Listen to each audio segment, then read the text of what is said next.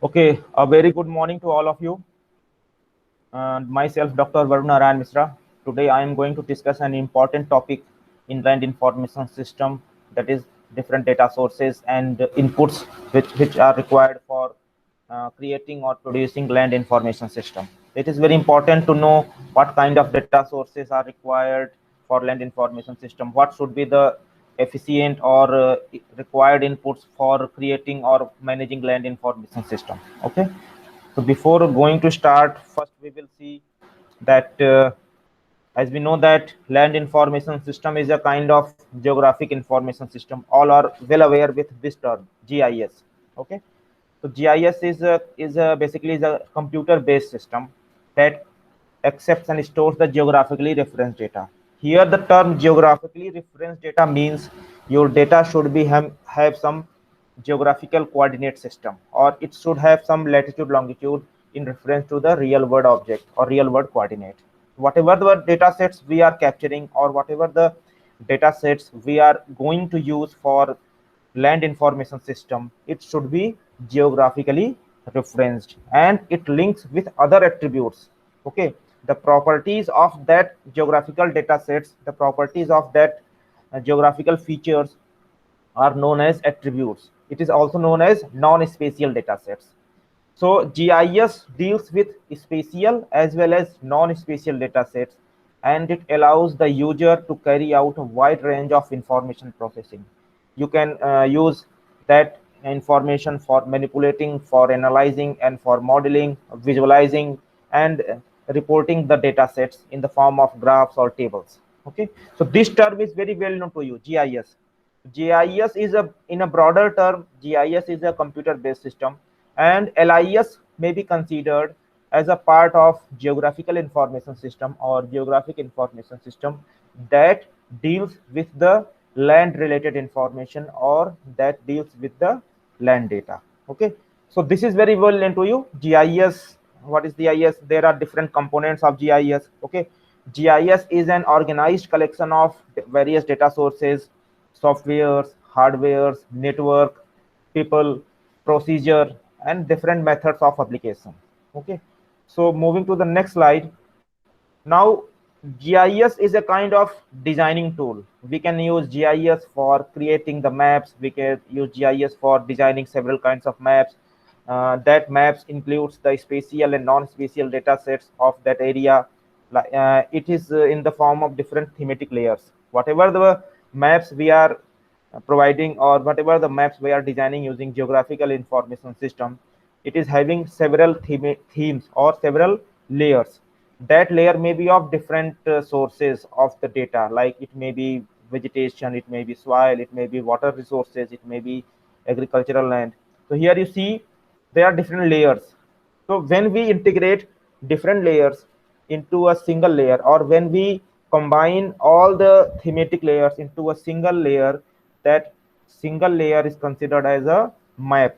Okay, and the process and making of that maps are also known as cartography. So GIS and cartography both are complementary to each other. Okay, GIS helps us to create maps, and cartography is a tool.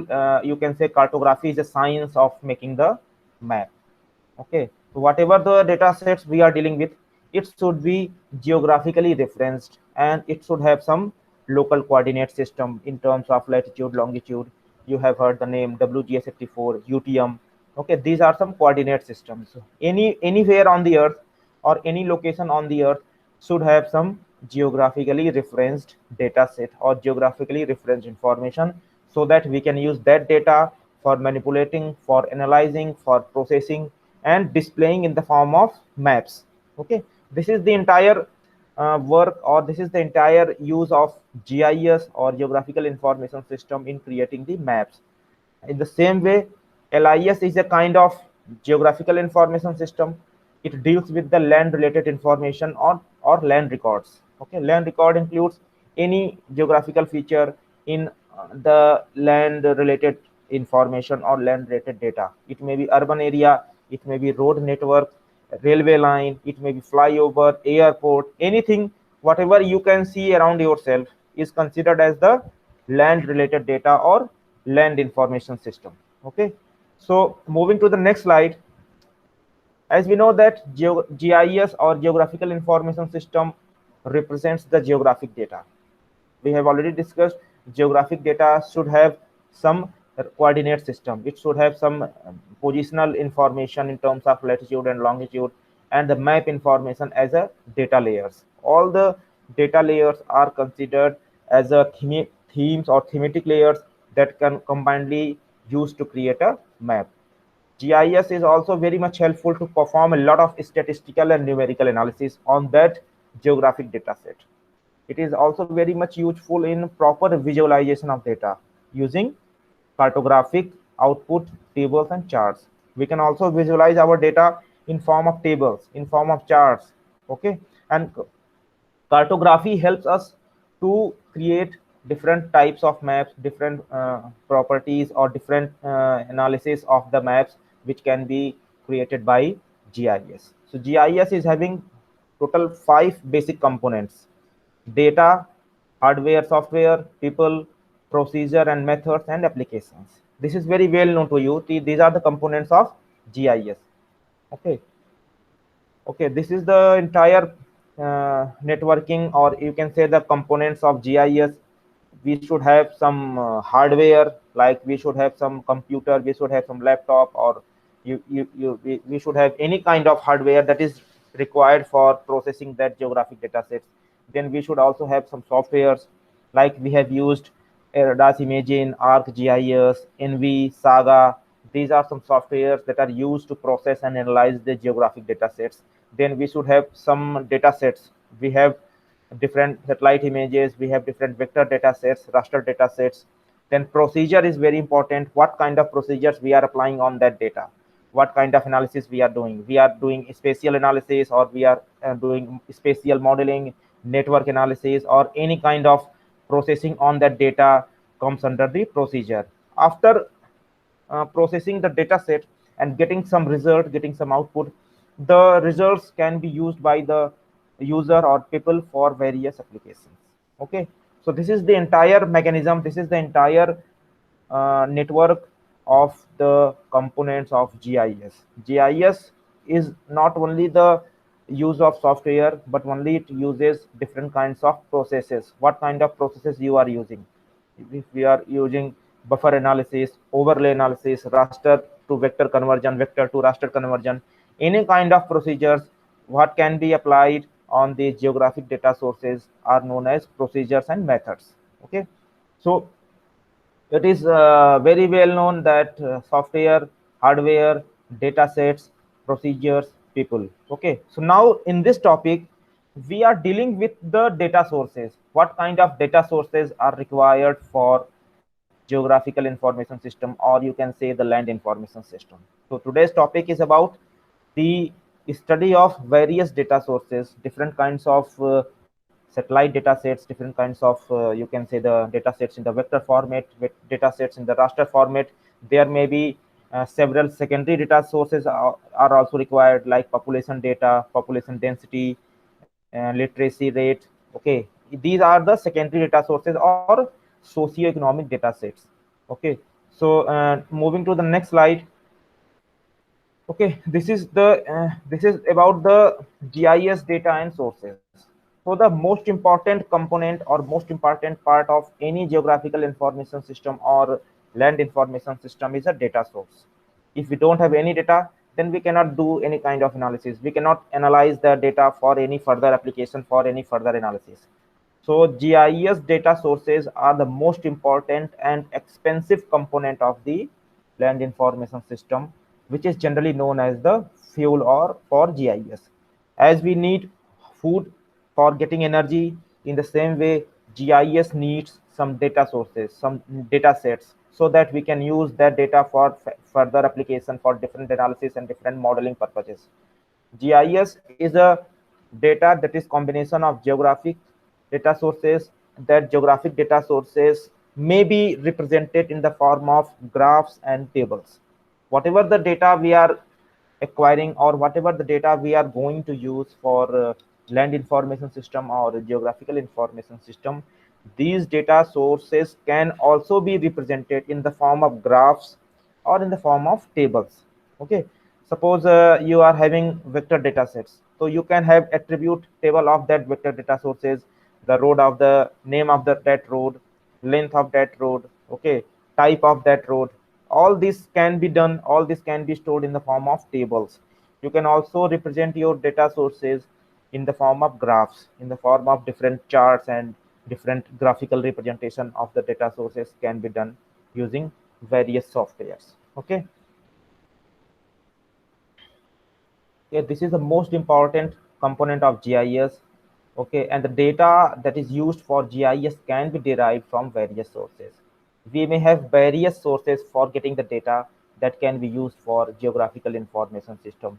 So there are a wide variety, or you can say that there are several sources of data exist for both spatial and non-spatial data sets. Here attribute data means non-spatial data set. As we know that entire data sets which is used in GIS can be of two types: spatial data set and non-spatial data set. So right now we are having a wide sources for getting the spatial and non-spatial data sources that can be used for any kind of GIS analysis or any kind of application using land information system. Okay, so generally we can have topographical maps, aerial photographs, satellite images. We may also have data sources by acquiring through ground survey. Okay, we can also have some already available reports. We can also have some previously published research papers, but previously published reports of the government.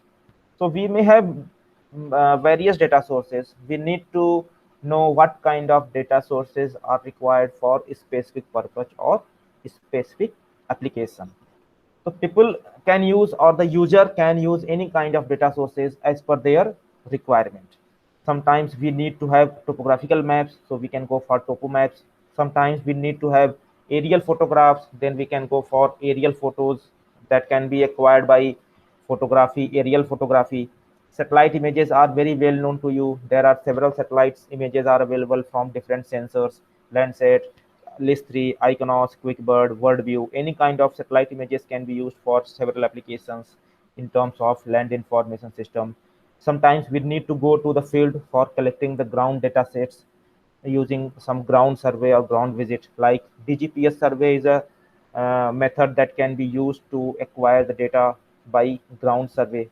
Okay, using DGPS or GPS, we can collect the ground data in terms of latitude, longitude, and elevation.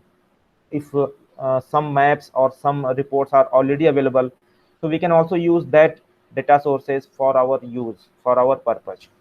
So there are several data sources which can be used for land information system depending on the requirement. Okay, so these are the most commonly used data sources that can be used for land information system. All are, all these are the spatial data sources. Spatial data sources means all these data sources are having some reference system or having some geographical coordinate system. Here I am talking only about the spatial data sets. Okay, so hard copy maps, the satellite topo sheets, the aerial photographs, some remotely sensed images, point data, sample data sets collected from the ground survey.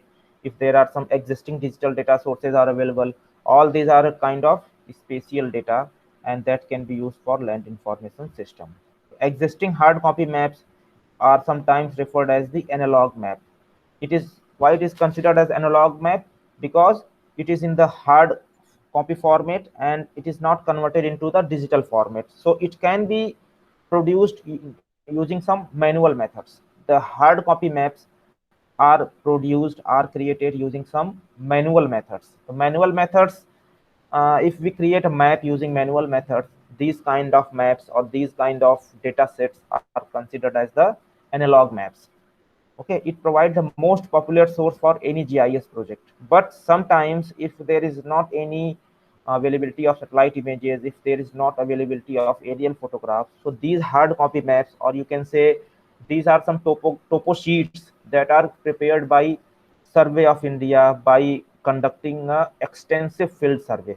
So these are one of the most popular data sources for any kind of GIS application, for any kind of land information system application. Okay, but right now we are having the availability of data sources from various sensors, various satellites. So it is limited. The use of hard copy maps are limited now because we are having data sources in digital format. We can use the data sources in computers and hardware. So it is very much easy and very much useful to use digital data sources and the data sources in the digital formats. So we can easily process, we can easily analyze the data sources in computer software and any kind of GIS software, any kind of you can say laptop or computer, or you can use it in different other digital mode of processing.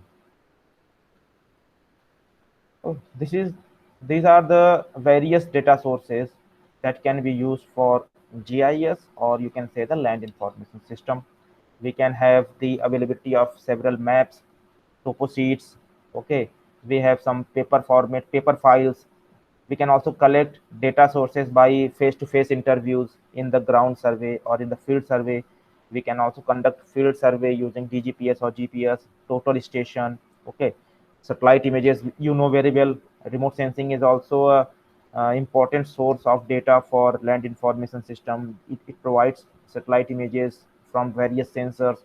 Photogrammetry can also be used to provide the aerial photographs that can be used for various detailed application or terrain mapping.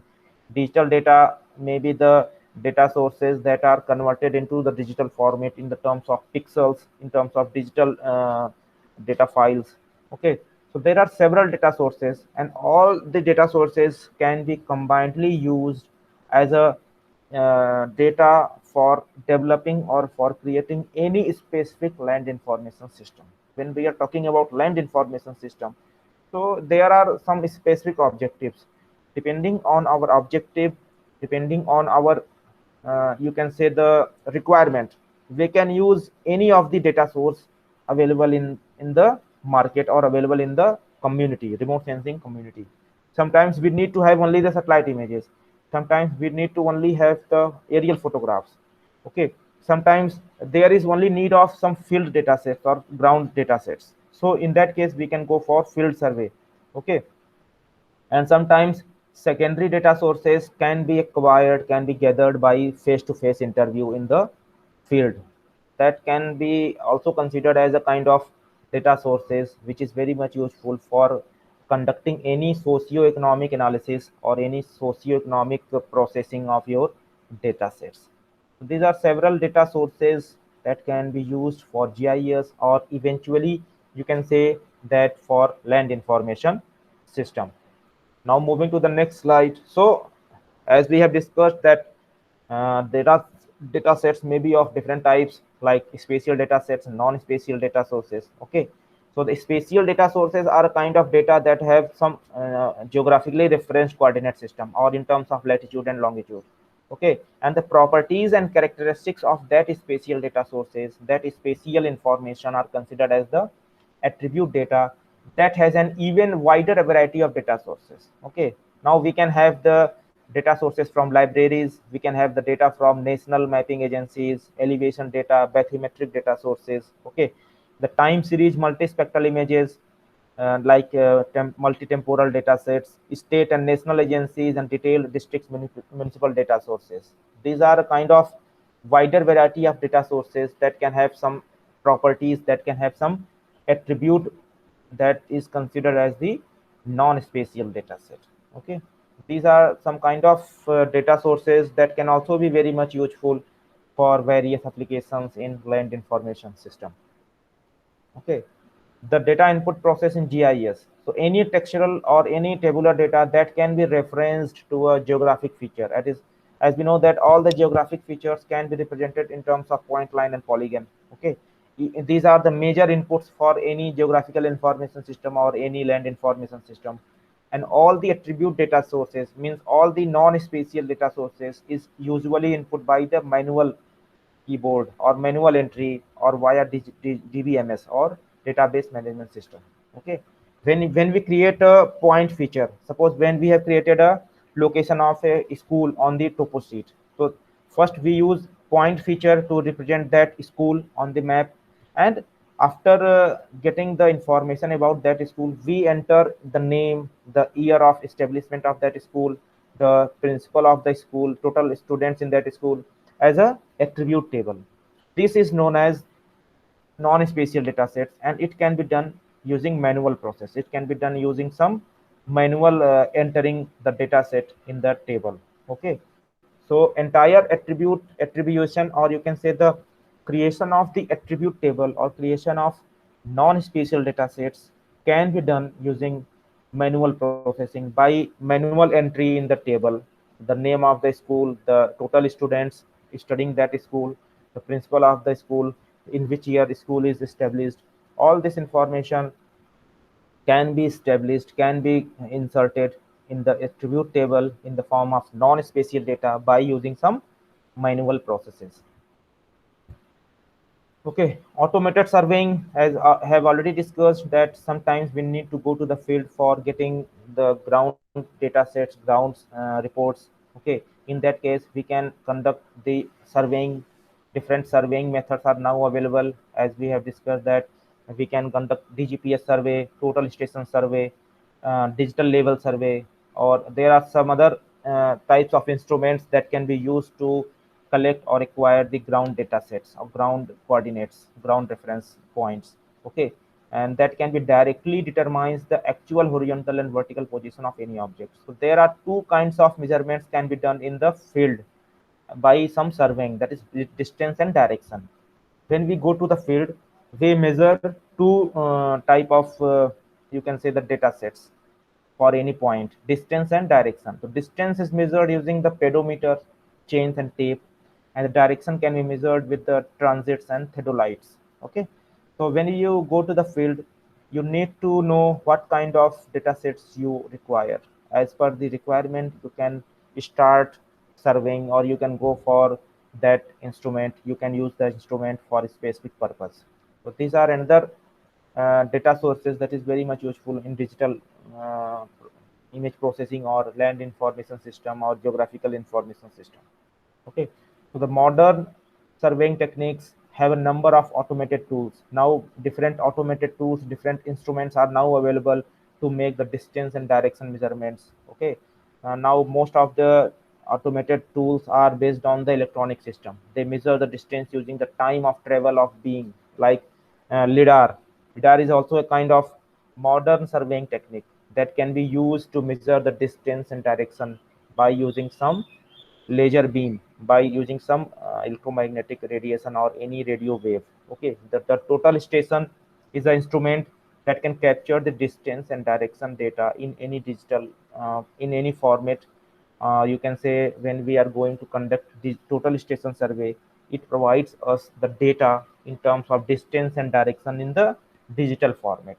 Okay, the total station, DGPS, laser scanning, or you can say the lidar. These are some advanced surveying techniques, and they are semi-automated methods, and they provide us the distance and direction about the real world object on any earth surface feature.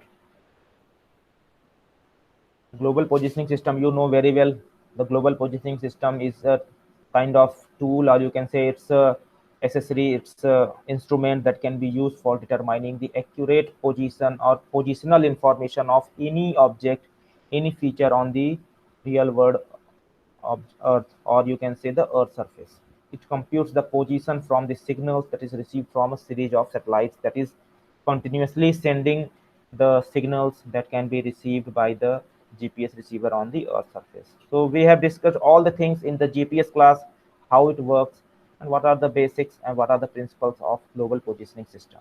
Okay, so the four basic procedures for data inputting in GIS or LIS is a data entry is the operation of encoding both the type of data into GIS format. There are at least four basic procedures. We can input the data in the LIS, we can input data sources into GIS by using four procedures, by using four methods. Okay, these methods are manual digitization or automatic scanning. Manual digitization means whatever the if you have performed the digitization on the topo sheets or topo map, These are the kind of manual digitization. If we create point line polygon features on the topo sheet by having some manual digitization process, that is known as manual digitizing. So in that manual digitizing, we entry the coordinates using some coordinate geometry and the conversion of the existing digital data. GIS data are obtained from various sources. Map digitization is one of the process that can be used in manual digitization. Scanning can also a type of you can say the data inputting for the GIS. You can scan any topo sheet, you can scan any map in the form of digital data sets, in the form of digital format, so that they can be directly used for any software, any GIS software or any kind of image processing software. So the digitization, scanning, these are a kind of methods that can be used as a data input in LIS or in GIS. If you have a topo sheet in hard copy, in hard paper, so when we scan that topo sheet, the scanning process converts the hard copy into the soft copy or digital format. So now it is very easy to process and analyze that digital file of the topo sheet in various GIS softwares, in various GIS platforms. Okay. So the creation of a digital database is the most important and time consuming task upon which the usefulness of the GIS depends. How much uh, good digital data sets we have, what are the quality, what are the accuracy of the digital databases, what we are going to use for LIS or GIS. It is a kind of important aspect of applying any GIS method for various applications. Okay, so depending on the quality of data, depending on the quality and accuracy of your digital databases, you can use it for various applications using digital image processing or GIS softwares. Okay, so manual digitization and automatic scanning. Scanning, you know very well how to do scanning. Okay, scanning is just a process to convert the hard copy data into the soft copy data using some scanning instrument or scanning tools. Okay, so the process of creating the GIS data from the analog data. Hard copy map is considered as the analog data. Okay, and when we convert the analog data into digital data, the process is known as digitization or digitalization. You can say the digitalization or digitization process. Okay, initially we have a hard copy map, so it is considered as the analog data, but you cannot use it for any GIS software. So for using it in any GIS software, first you need to convert that analog data or hard copy map into the digital format or soft copy map. Okay, so this process is known as digitization. So digitization process involves the registering of the raster images using few ground control points or known coordinates. This kind of process is widely known as a rubber sheeting or the georeferencing. So for this, we use point, line, and polygon features for creating or for digitizing the data set on the raster images or any kind of topo sheet. When we convert the hard copy map into digital format, now in that digital format, the image which we can have after scanning is considered as the raster image, because now it is converted into the form of pixels. Okay, so raster images is a systematic arrangement of pixels in rows and column. Okay, so when we start digitizing point, line, and polygon features on the digitized map or scanned map, this is known as digitizing process. And for that we use several raster images, several maps that can be converted into the raster format. Yeah. So digitalization is a simple way.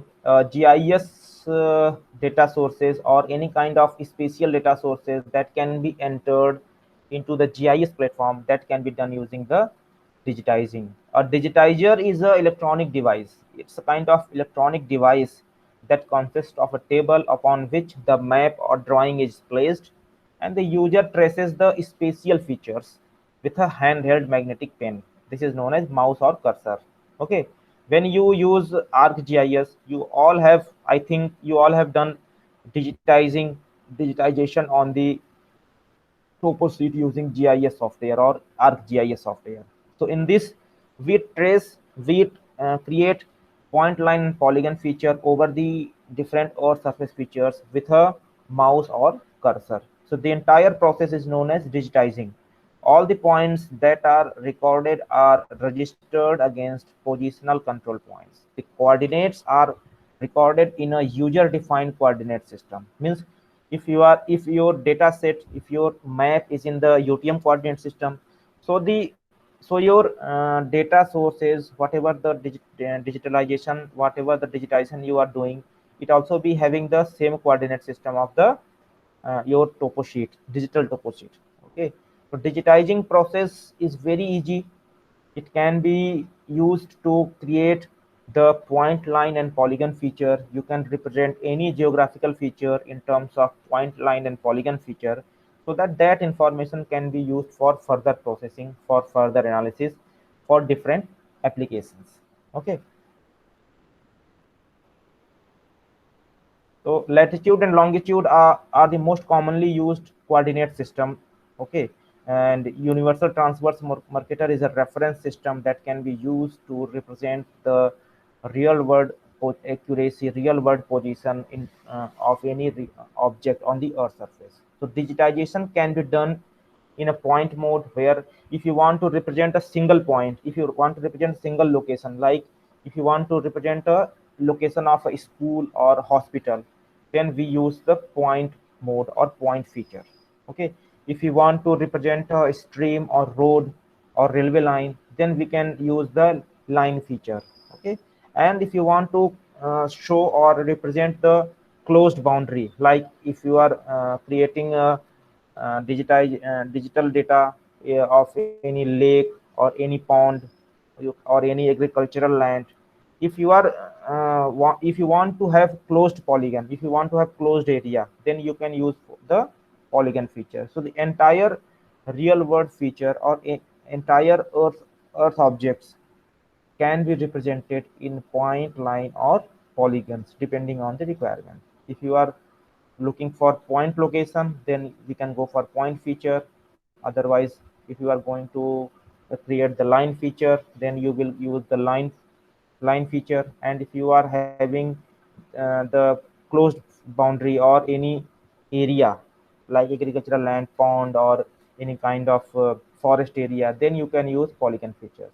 Okay, so point features are simply created by identifying the XY coordinate. So this is the way in which we can use point, line, and polygon features for creating for producing spatial data sets. Okay, point features is a kind of location of a specific object, like tree can be represented as a point. If you want to create some highways, if you want to create some railway lines, then you need to apply the line feature. If you want to create some area, if you want to produce digital data of a boundary or closed area, then you can go for the polygon feature. The point, line, and polygon features are the three basic types of spatial features that can be represent any real world object on the earth. Okay, point, line, you all know very well about point, line, polygon. You must have heard this term in your GIS paper. Okay, so lines can be snapped together by setting the snapping environment. Okay, when you create a line feature, or if you are creating a linear feature, so you need to have a snap tool. A snap tool is used to auto complete the line. Suppose you are digitizing and at a place you stopped, again you want to start from the same point, then you should have a snapping tool. By enabling the snapping tool, it can be joined the it can be joined the previously point when you start digitizing again after some time. Okay, now another is a spaghetti mode of digitization. Spaghetti mode of digitization is available in most of the GIS software. This is the mode of digitization in which it allows the user to simply digitize the line by indicating a start point and end point. In this mode, you need to define the start point and end point, and after the start point and end point, this tool automatically complete that line, that is known as spaghetti mode. You don't need to digitize it manually, just you need to indicate the start point and end point, and it will automatically complete the line feature by using some tools available in the ArcGIS software.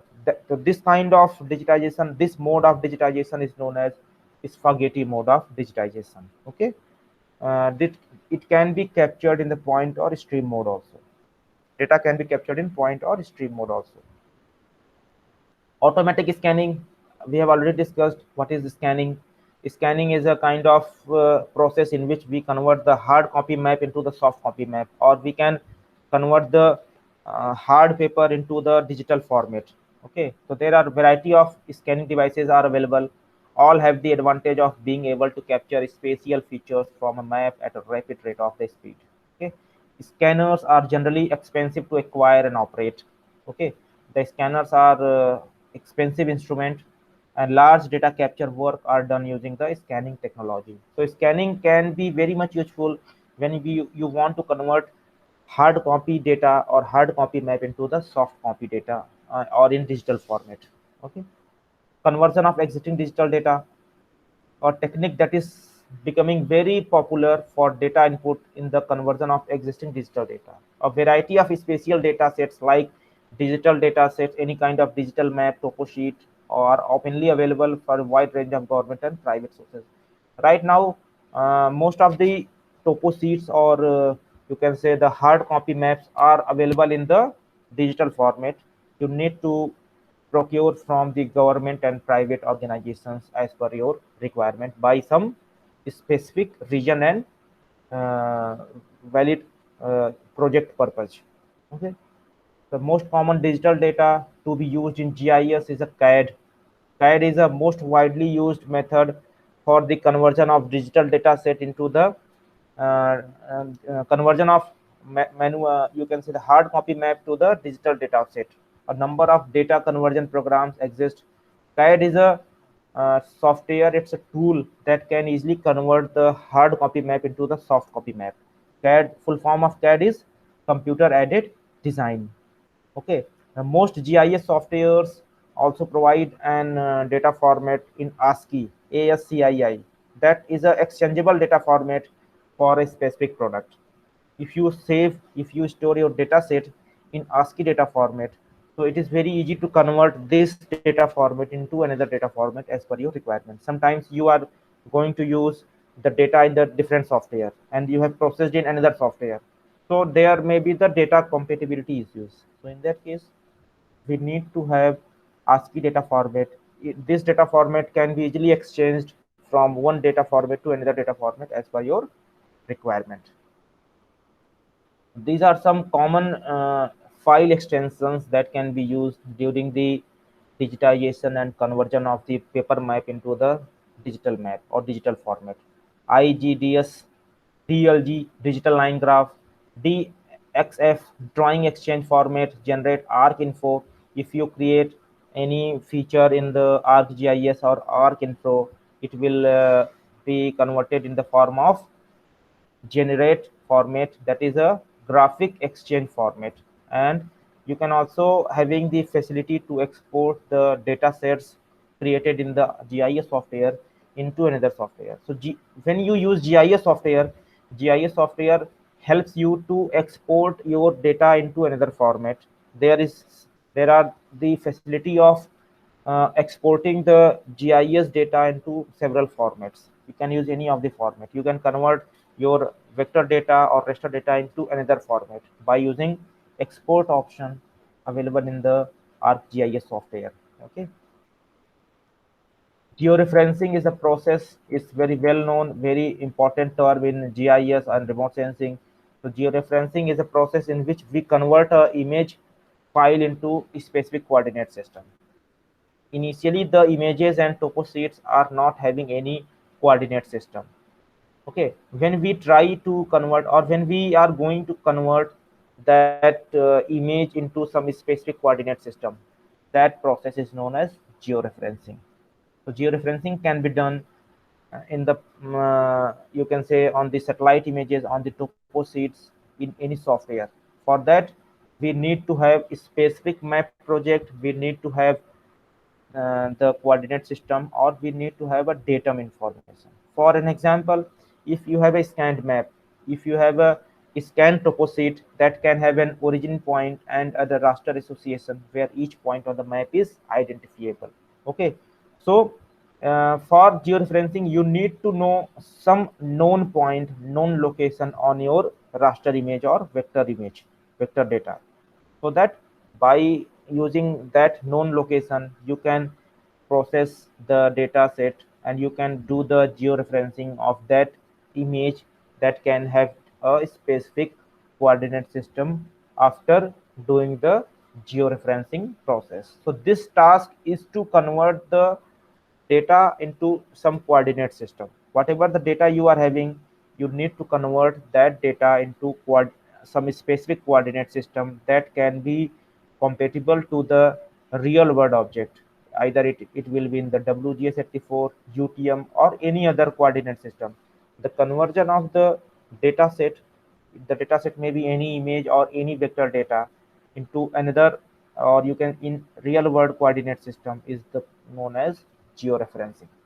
Okay, so georeferencing or the satellite images what we download from the USGS, it is already georeferenced, so we don't need to do the georeferencing. If you are going to use L1 product, okay, L0, L1, L2, these are three products, three satellite image, three kinds of satellite products are available. If you are using L1 product, it's already georeferenced, so you no need to go for georeferencing. If you are using L0 product, then you need to do the georeferencing. So all the satellite images whatever you download from the USGS website, it is already georeferenced, having some coordinate system. Okay, data editing, now this is spatial data errors. There may be several errors in spatial data. Okay, that errors can be rectified using different tools and processes present in the GIS software. And another important term is integration of different data sources. So GIS can integrate spatial data of from various sources. If you are having data sources from various types of data sources, you are having satellite images, you are having toposite, you are having ground data sets, you can integrate the different data sources, you can integrate multiple spatial data sources using GIS software, so that you can have the integrated information of all the data sources. So the integration of spatial data can be done using some tools and functions available in the GIS softwares. Okay, projection is important. Your GIS data or your spatial data should have a projection system in terms of UTM or WGS84. A good or efficient GIS can convert the data from one projection to another projection system. GIS also helps to convert the projection system of your data into another projection system. Scale is an important term in GIS. It may be input at a variety of scales. The maps of the same area at different scales will often show the same feature. Okay, you need to know what kind of scale you are going to use. Okay, now after that, secondary data sources. So secondary data sources can be captured by some indirect methodology. Like if you are going to capture some socioeconomic data, if you are going to capture some socioeconomic information about the age group of a particular group of person in an area, the literacy rate, okay, or the you can say the population density, all these things can be captured using field survey. This kind of data source creation, this kind of data sources are known as secondary data sources. So secondary data sources are considered as the indirect methodology of the data capturing, indirect methodology for the acquiring of data sources that can be used for various applications in land information system. Okay, now these are some topological information is also required there. GIS contains many sophisticated tools for creating topological relationship. I'm not going in detail about the topological relationship. The topological relationship only tells us the spatial relationship between multiple features. If we are having multiple features like point feature, polygon feature, line feature, what is the relationship between different features?